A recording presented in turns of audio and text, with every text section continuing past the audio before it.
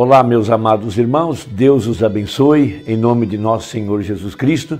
Estamos aqui para trabalhar juntos pela causa do Evangelho. Todos nós sabemos que Deus está agora mesmo realizando um grande e poderoso êxodo para a hora final, a obra final do Evangelho, que é tirar a noiva do meio da igreja.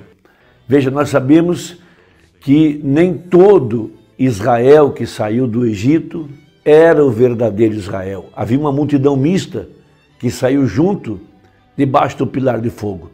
Da mesma forma, nessa hora agora, uma multidão mista que saiu do sistema religioso e que se manteve no meio do povo de Deus, e Deus está fazendo uma separação total de toda incredulidade. E tudo que está acontecendo no mundo é um tempo de provação para o verdadeiro crente, para ver se ele permanecerá com a palavra ou não. Esse terceiro êxodo, há uma promessa de que a verdadeira Eva não seria enganada. E também Mateus 24, verso 24, que os dois espíritos seriam tão parecidos com o verdadeiro, que se possível fora, enganaria até o eleito. Esse é o tempo em que Janes e Jambres têm se levantado para se opor à mensagem da hora. Veja, falsos ungidos que vieram após o ministério do sétimo anjo, após a abertura da palavra. Eles têm se levantado para confundir o povo com os sinais e as maravilhas, mas eles não têm a mensagem.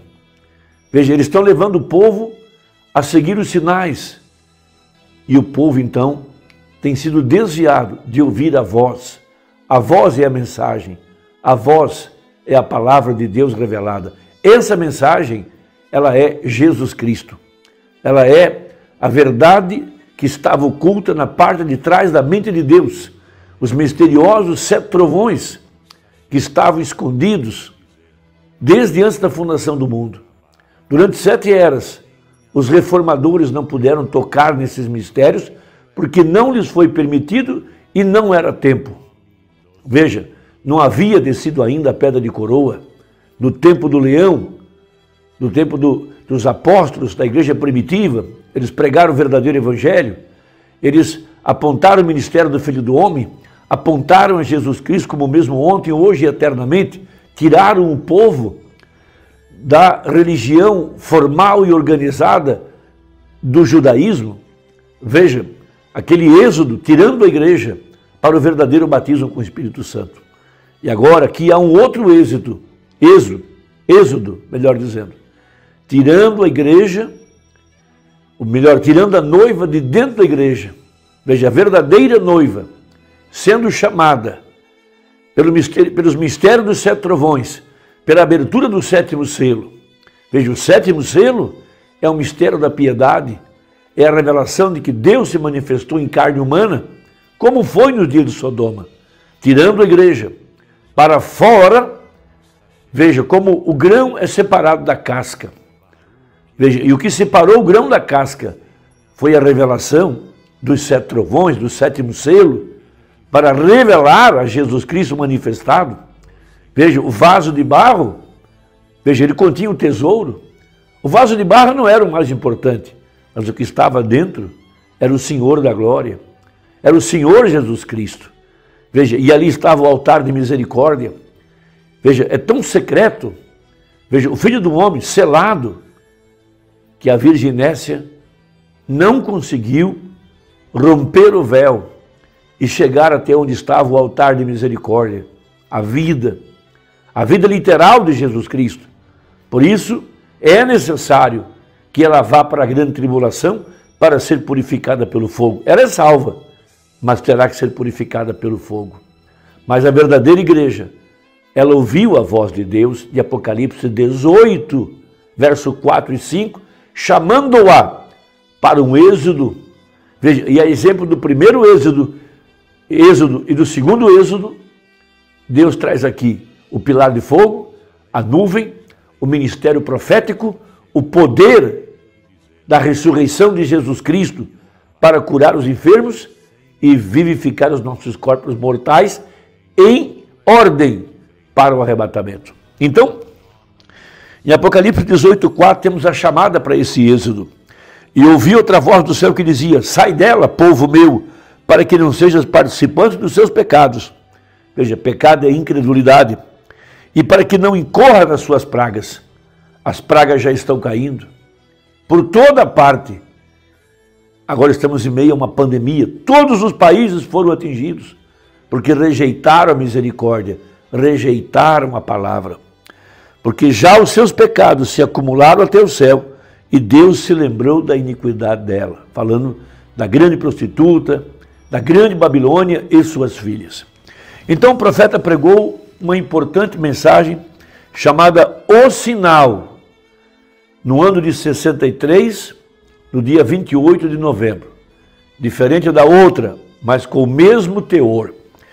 Então, parágrafo 60, ele diz assim: e hoje o êxodo é a chamada para fora dos sistemas, para entrar na noiva. Não importa o quanto você esteja no sistema, ele ainda requer o sinal da vida de Jesus Cristo novamente. Nada mais funcionará. O sinal ainda é requerido. O sinal é a própria vida de Jesus Cristo no meio da sua igreja, através do ministério de Malaquias 4 e Apocalipse 10:7. Eu não tenho que mostrar o sinal do Messias. Nenhum de nós tem. Mas devemos crer no sinal profético, no sinal apontado nos evangelhos. Lucas 17:30, Apocalipse 10:7. Veja, nos dias da vinda do Filho do Homem. Todo homem, não importa se ele foi um homem fiel, ele poderia ter sido o faraó do Egito, e ele era o homem mais importante do dia, mas o sinal tem que ser aplicado nele. Não importava o quão importante ele fosse, se ele era um bispo, sacerdote, ou o que fosse, presidente, rei, potentado, monarca, isso não tinha nada a ver com ele. Deus somente reconhecia o sinal, o povo do pacto. É a mesma coisa hoje. O Espírito Santo somente reconhece o pacto. Veja, o povo do pacto, nós sabemos disso. A morte estava pronta para assolar o Egito a qualquer momento. E Deus lhes tinha mostrado sua graça, poder e sinais. Eu quero que vocês saibam que isso é o que segue a cada avivamento. Poder, graça e sinais. Graça para vir ao povo. Poder para ele mesmo se fazer conhecido. E o sinal do tempo. Exatamente o que ele tem feito hoje. Outra coisa. E ele o tem feito de muitas maneiras. Vocês poderiam tomar apenas essa escritura ali e pregá-la por 10 semanas aqui e nunca deixá-la. Como ele simboliza as 3 etapas pelas quais temos passado. Ele simboliza as 3 misericórdias de Deus através de Martinho Lutero, Wesley e os pentecostais. As 3 etapas da jornada. Exemplificado naqueles 3 anjos que foram Abraão, antes de Sodoma ser queimada. E aquele era o mesmo sinal que estava suposto a ser manifestado aqui no tempo do fim. Veja, ele simbolizaria o ministério de hoje, simbolizaria a mensagem de Billy Graham, a graça para o mundo, o de Oral Roberts, com o poder para o mundo. Agora veja, note o que diz o profeta. E a presença de Jesus Cristo como o último sinal para o mundo. O sinal, como foi nos dias de Ló, assim será na vinda do Filho do Homem. Deus mesmo apareceu para a semente real, em forma de um homem. Esse foi o sinal, e a verdadeira igreja está identificada com esse sinal. Ela crê, ela testemunha, ela confessa a verdade. Veja, pois Sodoma recebeu o seu último sinal. A igreja espiritual, os que foram chamados para fora, tiveram o seu último sinal antes que o mundo gentil fosse queimado. O que é o sinal? Assim será na vinda do Filho do Homem. A mesma coisa. O sinal não é tirar as coisas imundas dentro de casa. Isso são resultados. O sinal Veja, é Jesus Cristo manifestado em meio do seu povo e a fé nessa palavra. Obediência a essa verdade nos dá direito ao Espírito Santo. E o resultado é que nossa vida manifestará o fruto do Espírito Santo, a estatura do varão perfeito, uma vida limpa, porque estamos nos alimentando do corpo-palavra do Filho do Homem. E vemos que essas grandes coisas haviam sido mostradas no Egito, e seus desejos ainda eram não se arrepender ou crer na mensagem. O mesmo aconteceu com o profeta Elias, quando ele levantou o altar, colocou o sacrifício em cima, molhou com água, fez um rego, encheu o rego de água, e Deus, o Deus que respondeu com fogo, consumiu o sacrifício, e ele pensou que as pessoas iriam se arrepender, mas não se arrependeram, seguiram em frente, crendo na religião de Jezabel. Veja a mesma coisa hoje. E se isso não está no mundo hoje, eu não sei o que é o mundo. Eles têm tido graça, poder, e viram os sinais da era, os sinais do tempo. Deus escrevendo e com sua mão na natureza, grandes sinais espantosos nos céus, e eles não conhecem.